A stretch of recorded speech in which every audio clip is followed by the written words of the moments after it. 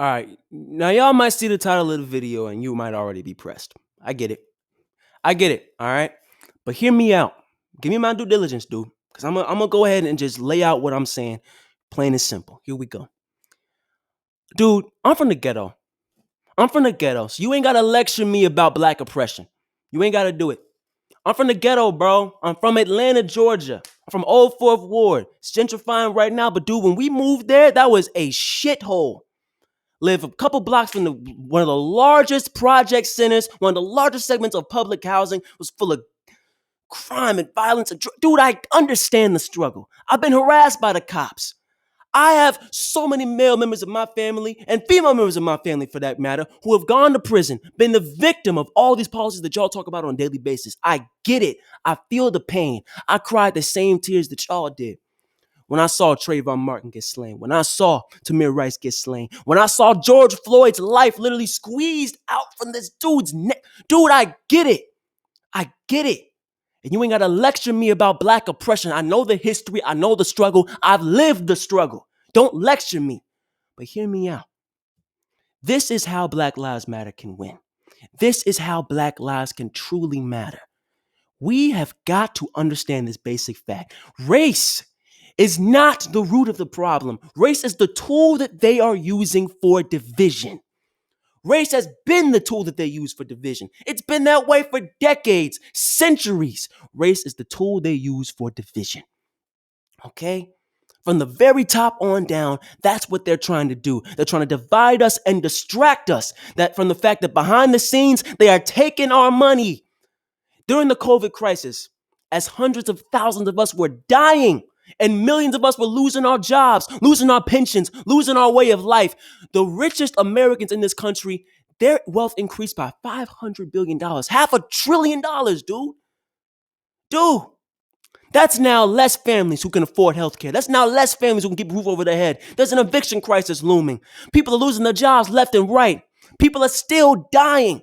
We have a mafia middleman healthcare system here in America where people are dying. Health systems are being pushed to the brink in Texas, in New York, across the globe.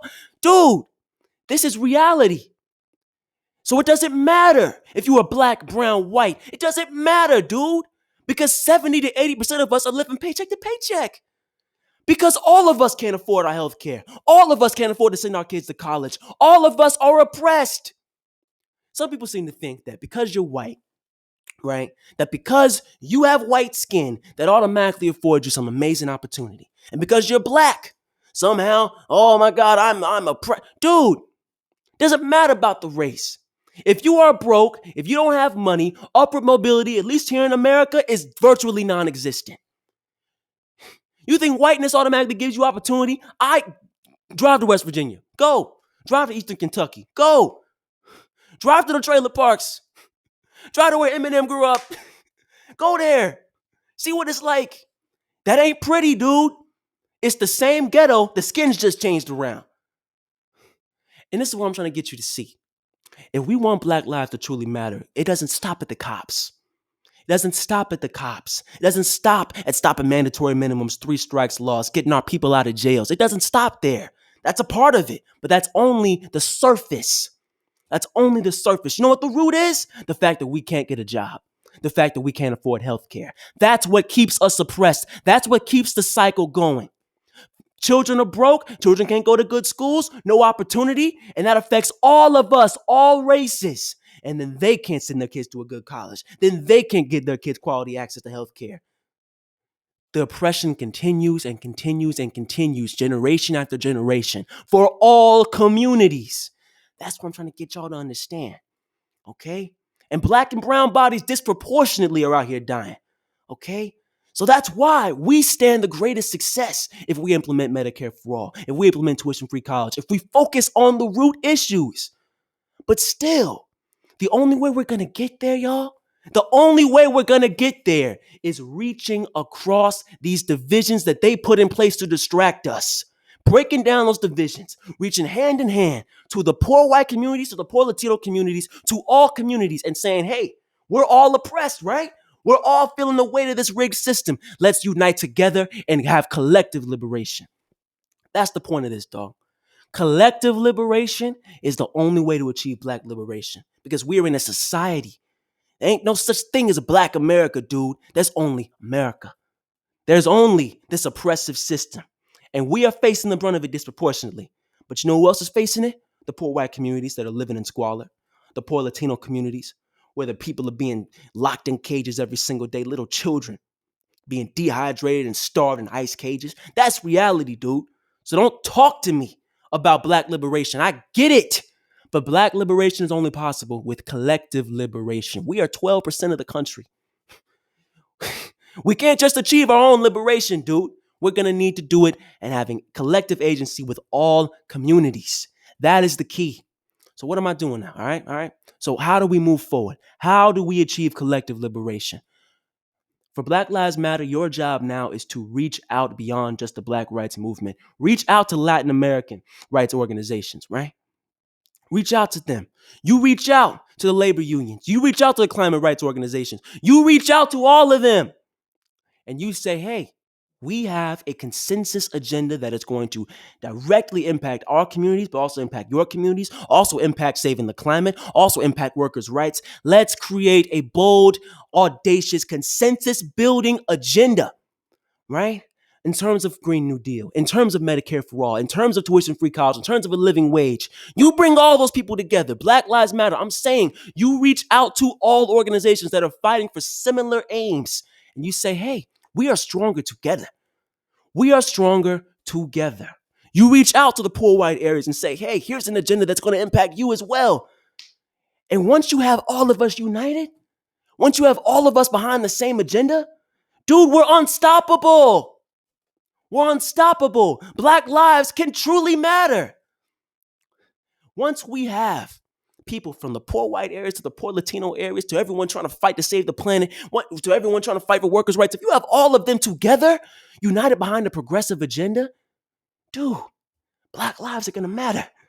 Black lives are going to matter. Our communities stand the greatest chance of benefiting from a Green New Deal because those jobs are going to come directly in our communities. That's investment, that's money, that's families being saved, that's a roof over somebody's head, that's investment. That is Black progress. Our communities stand the greatest chance of improving from a living wage, from Medicare for All, right? We're dying 2 to 3 times more than our white counterparts during the COVID crisis. You wouldn't think Medicare for All would solve that? You see what I'm saying? Collective liberation is Black liberation. It's the same goddamn thing.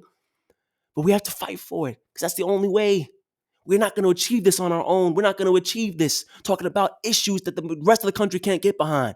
Abolishing ICE, defunding the cops, abolishing federal prisons. The Breathe Act, dude. They unveiled the Breathe Act, and in it, they were only talking about abolishing federal prisons. Dude, the rest of the country is not going to get behind that. But you know what they will get behind? A living wage. They will get behind universal health care. They will get behind the Green New Deal because we're all oppressed. We all want change and real progressive change at that. That's what I want Black Lives Matter to understand. That's where they have to move forward. They have to create links with other organizations fighting for a similar agenda. From the Latinx organizations to the workers' rights organizations to the climate rights organizations, all of them coming together behind a progressive agenda that truly saves Black lives, that truly saves all lives, collective liberation and Black liberation, tied in one.